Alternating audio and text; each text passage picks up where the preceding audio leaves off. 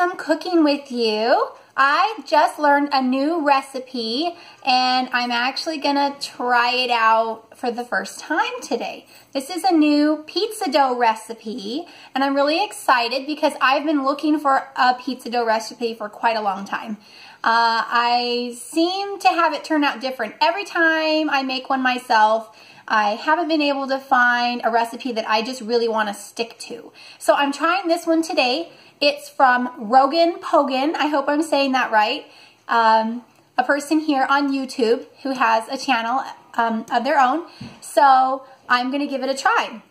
Now the tricky part is that I've converted the measurements, so I hope I did it right. And I'll go ahead and double check it with him before I post this and everything. But you guys are welcome to go check out his site too. So, all right, let's get started. First things first, 4 cups of flour. And when I measure flour, I'm not real exact, so I kind of just shake it in, and that's definitely too much though. All right. I didn't have this pre-measured. I figured we'd just go with it. 2 cups.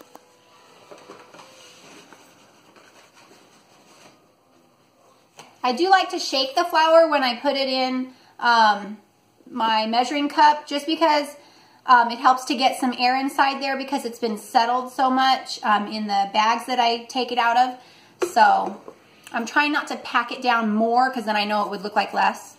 All right, so 4 cups of flour, 2 tablespoons of oil. I'm going to go ahead and use olive oil. Let me grab that. Oh, where'd it go?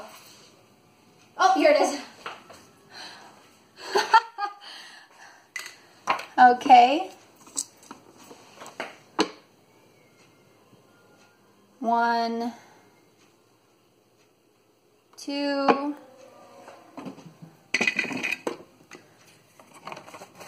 All right. 1 teaspoon of salt.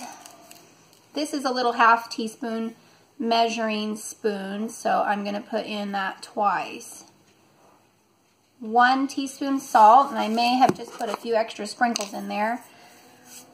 1 tablespoon of yeast. You could probably get away with doing 2 1/4 teaspoons of yeast, which is the normal amount that I think we're used to when you get a little packet of yeast from the store and all. But adding a tablespoon isn't going to hurt anything.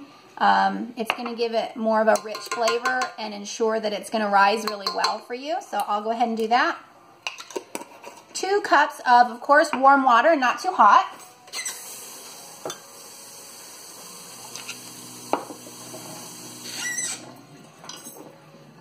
And I'm just going to test this with my finger. It just feels warm. It doesn't have to be real hot. And you don't want it to burn the yeast, of course, so you can't make it too hot.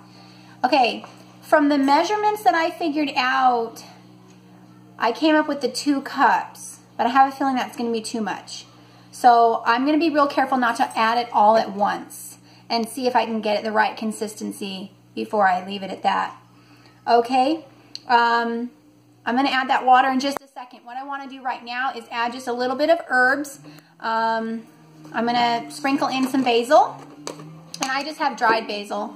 Oh, probably a teaspoon or so, maybe a little more, maybe about 1.5 teaspoons.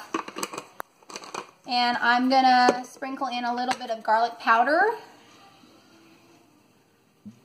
And this is going to give my crust a little extra flavor. Ooh! Okay. And then one little thing that I like is fennel. You guys maybe see that. This is the spice that they put in Italian sausage. So I have this little gadget here that I love to use. I'm going to put about a ½ teaspoon of my fennel seeds. This is called a mortar, and it's not a piston because that's what you use for like a car, but in the engine, but I don't know, sorry. Pestle, mortar and pestle, I think that's what it's called. And you just give it a grind, just here for a few seconds. I don't want it to have too big chunks because my kids will be like, ew, what's this? And it smells so good when you grind these up. Almost done.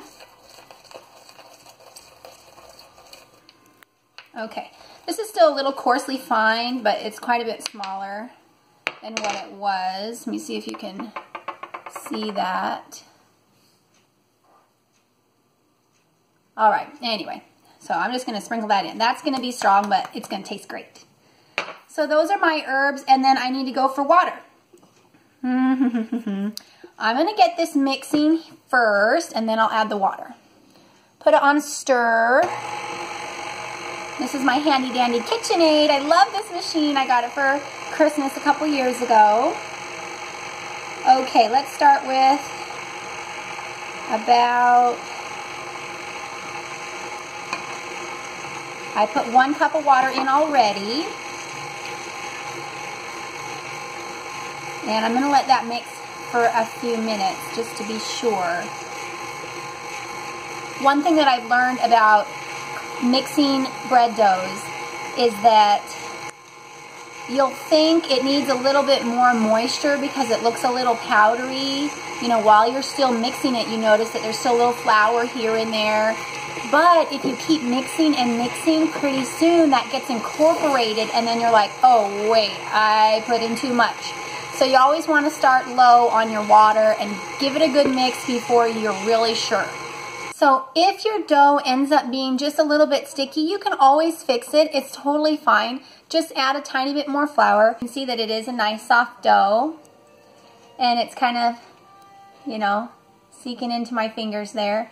And I'm going to let this rest, and it's going to get even softer. I'm going to let it rest for about 10 or 15 minutes.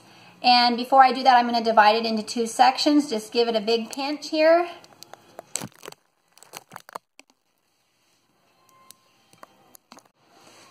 I've actually tasted the dough a few times now, and I have to keep starting over because the tape keeps coming off my wall. Anyway, so it does taste really good. I actually want to keep coming back for more, so it's fine. I'm glad I've tasted it like 3 or 4 times now. It's very good. So I'm going to let this rise, and I'll show you the finished result.